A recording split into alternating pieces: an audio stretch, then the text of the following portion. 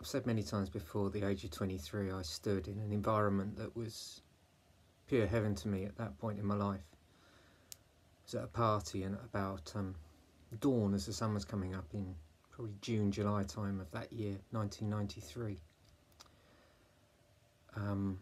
Everybody was going quiet, falling asleep and going back to tents, and I went down to the bottom of this valley in a village called Pluckley in Kent. And I distinctly remember watching the mist as it appears on a summer's morning, and just saying, audibly saying, "Where are you? Who are you?" And I worked out not too long ago that it isn't a single entity in life that you end up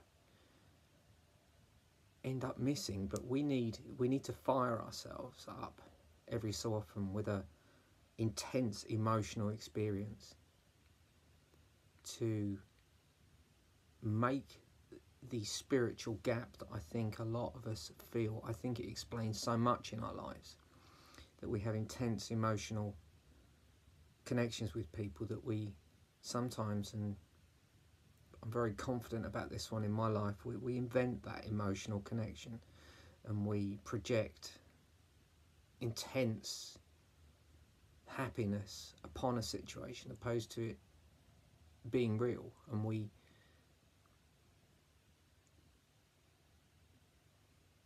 have minds that are so powerful that we can trust those feelings, they're real. We can manifest and project happiness onto a situation, and it's not to say there isn't joy being drawn from where you are, who you're with, but in some situations people are probably more earthly and wise, and they recognise the good souls that come towards them in life, and they stay with them. But some people just operate on a level where they, just like everybody else, need comfort, and they need passion, and they need all of the things that make this life worth living, being a human being.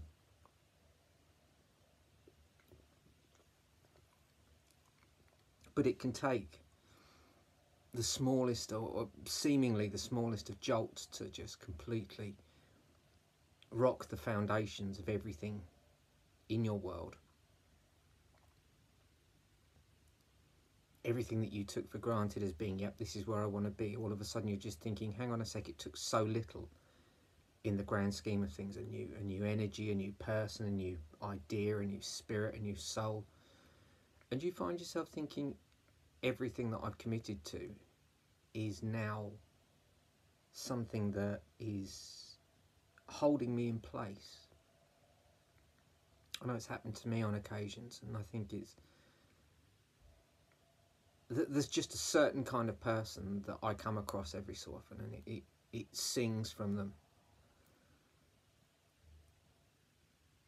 It's not necessarily the most joyous state of being, because the whole world, I don't know if it's a con, but I don't think everybody's simple. So for some people, the carrot on the stick just isn't for them, but they follow it, just like I have done, and just like many others have, where you go for everything that you're taught is going to give you that solid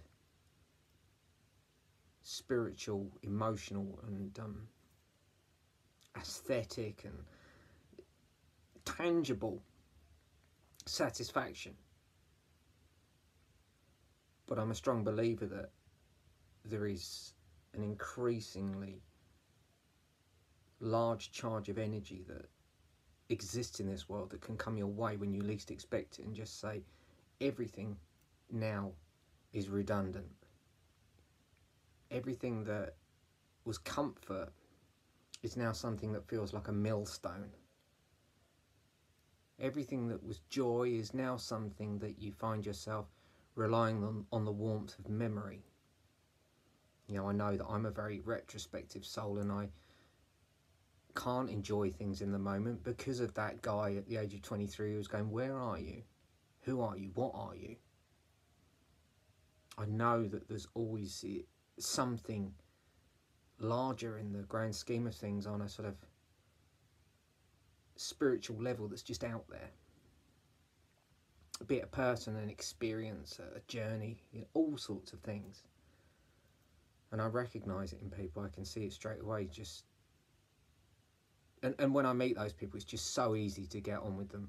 Sometimes it can be a bit awkward because when you've got a sort of lack of filter like I have, I can make things quite awkward for people, I guess. And I don't quite know if this would appeal to everybody, what I'm saying today, but I just know that there are people out there who base the entirety of their comfort zone on something that we are told is for everybody, but it isn't for everybody.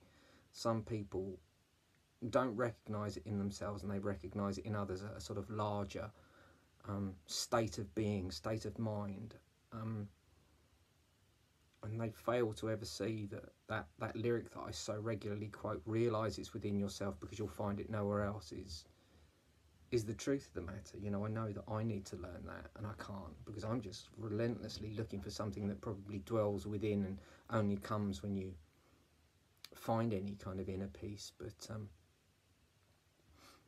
when I see people who are, you know, there's nothing to be boasted about when you're further along in a particular journey than someone else. Just because me and you are travelling to Scotland, you're still back in London, I happen to be in Leeds, halfway there, it doesn't mean that I'm any more advanced than you in anything but a journey that we're both on and at our own speed. And I see people who are asking questions in the same way that I was 10, 20 years ago. And I know them, I know where they're probably heading, I know how they're feeling, and it's a tough one if you're one of those kind of people, if you're one of those hearts and minds that did follow the things you were taught as a child that were going to give you peace and contentment in this world, that they're such a temporary thing and they're so easily altered by just one single event, one single person, one single thought. You just think everything I've based my comfort on is holding me in a place that I can't maintain. I hope this has made sense to somebody anyway. Nothing but love.